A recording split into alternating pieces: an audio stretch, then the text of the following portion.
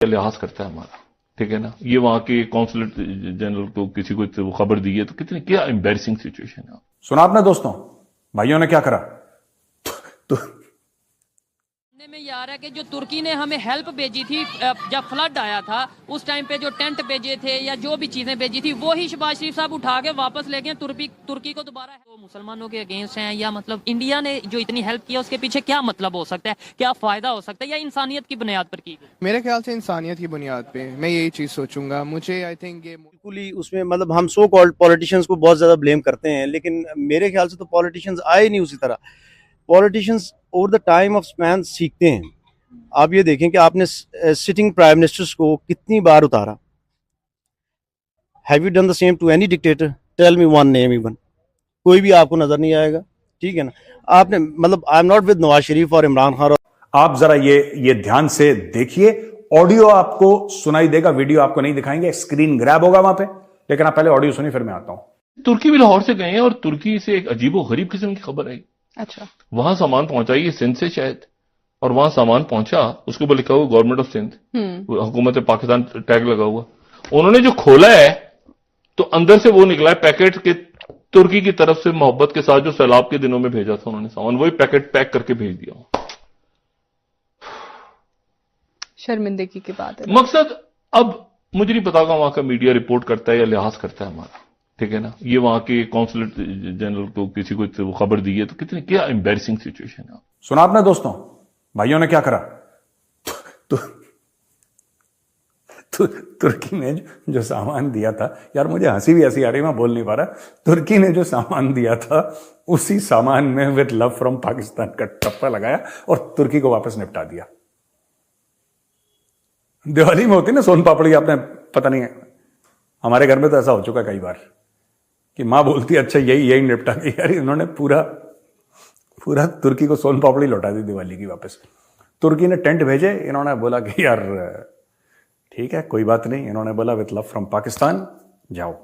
इन्होंने तुर्की और काट कर रहे हैं उस पे आते हैं कि तुर्की का विजिट पे गए हैं प्राइम मिनिस्टर साहब शहबाज शरीफ साहब, और कहने में ये आ रहा है, सुनने में ये आ रहा है कि जो तुर्की ने हमें हेल्प भेजी थी जब फ्लड आया था उस टाइम पे जो टेंट भेजे थे या जो भी चीजें भेजी थी वो ही शहबाज शरीफ साहब उठा के वापस ले गए, तुर्की को दोबारा हेल्प कर दी है। क्या कहना चाहेंगे इसके ऊपर? वैसे यार मुझे तो हैरानगी है कि जो बाहर से आया है ना, इमदाद आई है, वो बची हुई है अभी तक, इन्होंने बेच कर खाई नहीं है।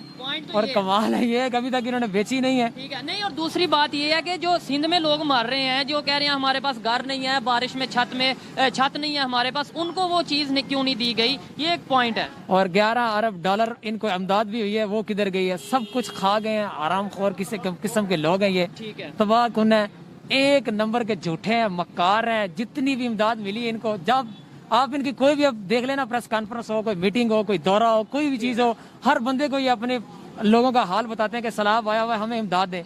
इतना इमदाद देने के बाद भी ये कंडीशन। अच्छा, बात ये है कि जब यही खबर इंटरनेशनल मीडिया पे चलती है, यही खबर जब इंडिया चलाता है, तो तब ये कहा जाता है जी इंडिया ने ना वो साजिश कर दी, इंडिया देखें पाकिस्तान के खिलाफ है। तो हम क्यों ऐसा करते हैं? पाकिस्तान की मीडिया में अब ये चल रही है चीज, तो इंटरनेशनल मीडिया में तो जाएगी। शेख रशीद ने ये स्टेटमेंट दी है कि भाई तुर्की वालों को वही चीजें दे दी हैं जो पहले तुर्की ने हमें दी थी, तो हम खुद नहीं अपना मजाक बनवा रहे। बिल्कुल, मजाक तो हमारा तब से बन गया जब से शहबाज शरीफ और इसकी टोले को हम पर मुसल्लत किया गया।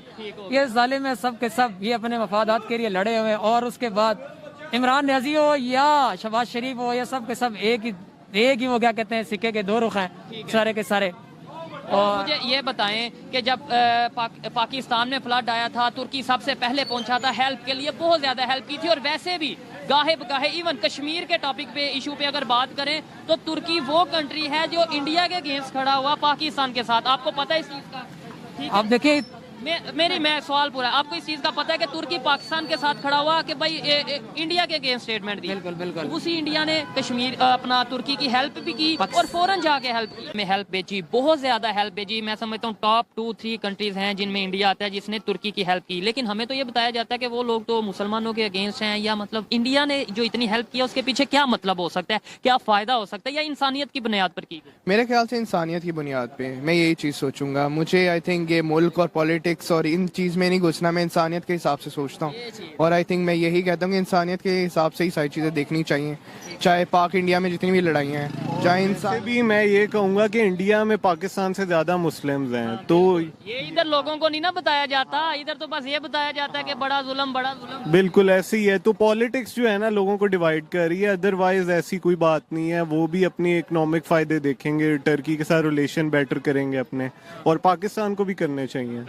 इवन पाकिस्तान के लिए तो तुर्की बड़ी सी जगहों पे खड़ा हुआ है, स्टैंड लिया, स्टेटमेंट दी है, इंडिया के अगेंस्ट खड़ा हुआ था, फिर भी इंडिया ने हेल्प कर दी।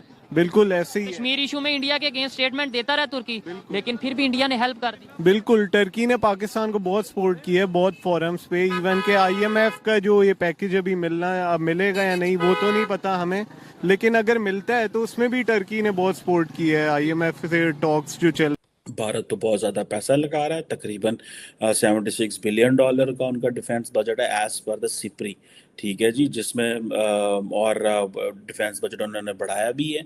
अभी सिप्री की मेरा ख्याल है 2023 की रिपोर्ट आएगी तो पता चलेगा। वैसे जो SIPRI Stockholm International Peace Research Institute है, that is based in Sweden, जिसमें ये कहा गया था कि जो दुनिया का मिलिट्री एक्सपेंडिचर है वो $2 ट्रिलियन से ज़्यादा जो है वो पहली दफ़ा चला गया। $2 ट्रिलियन दुनिया जो है वो डिफेंस पे लगा रही है। जारी बात है उसमें ज़्यादा पैसा जो अमेरिकन लगाते हैं। जमहूरियत बिल्कुल ही उसमें, मतलब हम सो कॉल्ड पॉलिटिशियंस को बहुत ज़्यादा ब्लेम करते हैं, लेकिन मेरे ख्याल से तो पॉलिटिशियंस आए नहीं उसी तरह। Politicians over the time of span सीखते हैं। आप ये देखें कि आपने सिटिंग प्राइम मिनिस्टर्स को कितनी बार उतारा। Have you done the same to any dictator? Tell me one name even. कोई भी आपको नजर नहीं आएगा, ठीक है ना।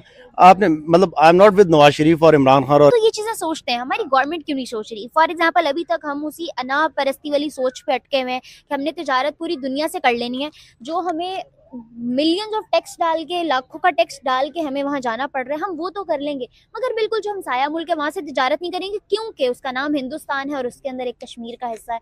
तो ये सारी चीजें अब आपको नहीं लगता सोच से निकाल देनी चाहिए? जी बिल्कुल, इसको सोच से निकालना तो क्या, मैं कहता हूँ कि इस चीज़ को एक वो पास का टॉपिक रख देना चाहिए कि ये एक पास का टॉपिक था, जो बनना था, जो डिविजन्स होनी थी, जो करना था वो हो गया है। अब इस टाइम हमारी